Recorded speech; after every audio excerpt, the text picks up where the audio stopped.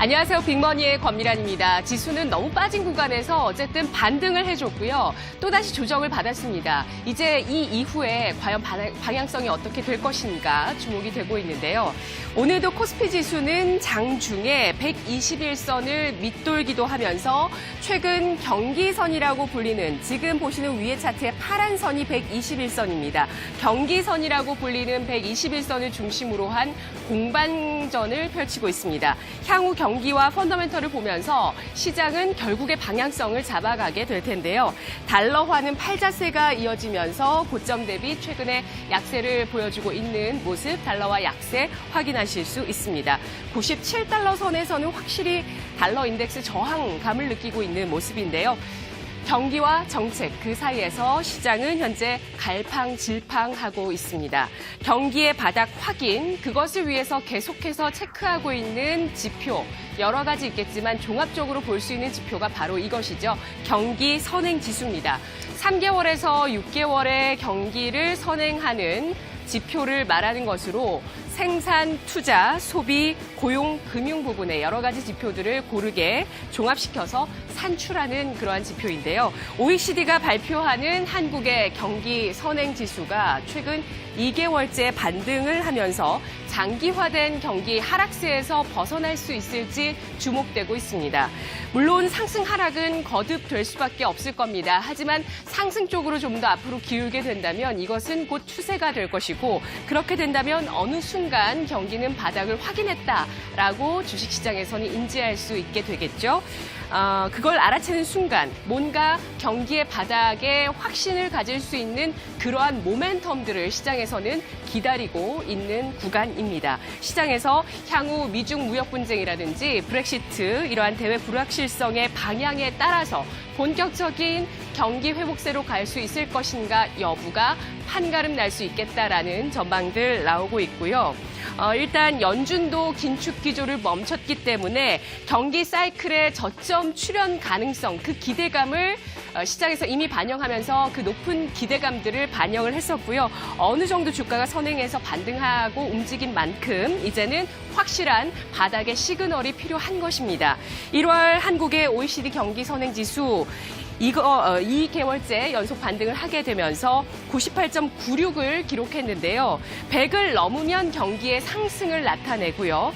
우리나라 같은 경우 10개월 연속 현재 100 아래에서 움직이고 있는 모습 나타내고 있습니다. 지난해 12월 경기 선행지수가 전월 대비 0.01 오른 98.86을 기록하면서 20개월 만에 첫 반등을 보였고 2개월 연속 현재 경기 선행지수 상승세를 보여주고 있습니다. 과연 1분기 말로 가고 있는 지금 경기는 바닥을 보여줄 수 있을까요? 3월 29일 브렉시트 그리고 이달 말 혹은 다음 달 중에 있을 미중 정상들의 회담 이러한 것들이 타결되면서 아주 든든하게 경기의 바닥을 뒷받침시켜줄 수 있을지 주목이 되고 있습니다. 아니면 지지부진하고 불확실한 흐름을 끌고 가면서 이 협상이 지리하게 장기화될 가능성도 역시 내다보셔야 되겠습니다. 아직까지는 OECD 경기 선행지수, 전체적인 OECD 경기 선행지수, 지금 보시는 선 가운데 지금 미국, 중국이 나오고 있군요. 전체적인 경기 선행지수 같은 경우는 현재 하락세를 기록하고 있고 지금 보시는 중국, 아래쪽에 있는 연한 하늘색 중국 같은 경우도 역시 하락세를 보이고 있어서 지금 경기가 바닥이다라는 신뢰감은 높지 않은 모습입니다. 하지만 우리 글로벌 지수를 선행하는 흐름을 보이고 있는 성격을 갖고 있는 한국의 OECD 경기 선행지수가 반등을 하고 있기 때문에 어쨌든 반등을 타진하고 있다. 바닥을 잡는 것 아니냐. 이러한 것들에 대해서 관심 있게 지켜보고 있는 대목인 건데요. 통계청이 발표하는 경기 선행지수도 있습니다. 엊그제 보여드렸는데요. 이것을 구성하는 항목 같은 경우는 현재 재고 순환 지표, 소비자 기대지수, 또 기계류, 내수출하 지수, 그리고 건설 수주액, 수출입 물가 비율, 구인 구직 비율, 코스피 지수, 장단기 금리 차 같은 이 8개 항목으로 구성이 되어 있습니다. OECD가 발표하는 경기 선행 지수와 또 통계청이 발표하는 경기 선행 지수 세부 항목을 보면 재고 순환 지표, 그리고 장단기 금리차, 또 수출입의 교역 조건 이 4가지 항목이 겹치게 되는데요. 차이점이 있다면 OECD는 대외 경기 쪽에 좀 더 초점을 맞추고 있는 그러한 지표고 또 통계청 같은 경우는 내수 비중이 높게 책정되어 있는 지표라는 점입니다. 바닥 확인까지는 아니지만 저점 통과 가능성에 무게를 두자라는 그러한 시각 나오고 있습니다. 조금 전에 보셨던 내용 보셔야 되겠네요. 유안타증권의 분석 한번 볼게요.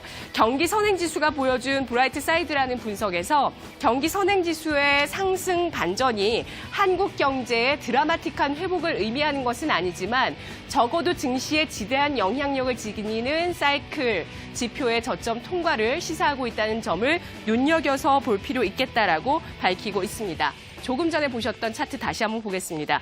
OECD 한국 선행지수가 OECD 선행지수보다 10개월을 선행하는 성격을 갖고 있다라고 하고요. 유안타증권은 이렇게 글로벌 대비해서 빠르게 움직이는 한국의 선행지수 또 한국의 경기 때문에 2개월 연속의 반등 이것이 글로벌 경기 둔화 우려를 다소 완화시켜주는 소재가 될 수 있겠다. 이렇게 해석을 하고 있습니다. 연초부터 2달 연속 지수도 탄력을 받고 있죠. 이렇게 경기 선행지수가 반등하고 있는 2달 동안 지수 역시도 반등을 했습니다. 다음 차트 보시죠. 이렇게 반등을 한 이후에는 이제 경기에 대한 우려감이 다시 한번 부각되고 있는 구간이었고요. 또 미중 북미 협상에 대한 다양한 가능성들을 보면서 신중론에 보다 무게가 실리고 있는 그러한 시장의 분위기 형성되고 있습니다. 경기 우려가 지금은 저점을 어쨌든 통과하고 있는 구간이기 때문에 너무 심각하게 경기 우려를 가져갈 필요는 없겠다라는 점. 글로벌 경기가 지금 완전히 바닥이 아니더라도 어쨌든 큰 범위 내에서 저점을 통과할 가능성이 높겠다는 점.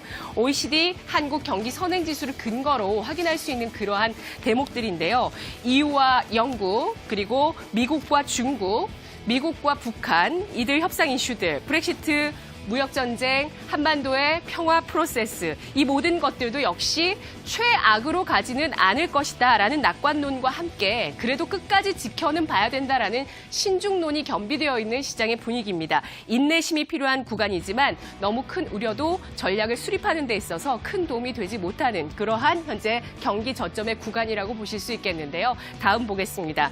경기 민감주, IT주, 삼성전자와 LG전자 체크해 보겠습니다. 이들은 최근에 AI 관련한 소식이 굉장히 많죠. 그리고 미세먼지 관련해서 친환경 이슈 받고 있습니다.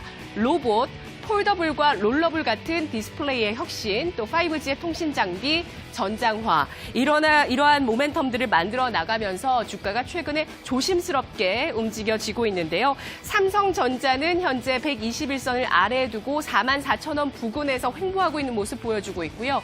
LG전자는 보다 1분기에 대한 기대감을 높게 가져가면서 조금씩 정배열 추세, 상승 추세로 만들어 나가면서 올해 들어서 20%의 수익률을 보여주고 있는 모습 LG전자 나타나고 있습니다. 경기 선행지수와 IT주를 중심으로 시장의 방향성 점검해봤습니다. 이 시각 주요 경제 뉴스 정유연 아나운서와 함께 하시죠.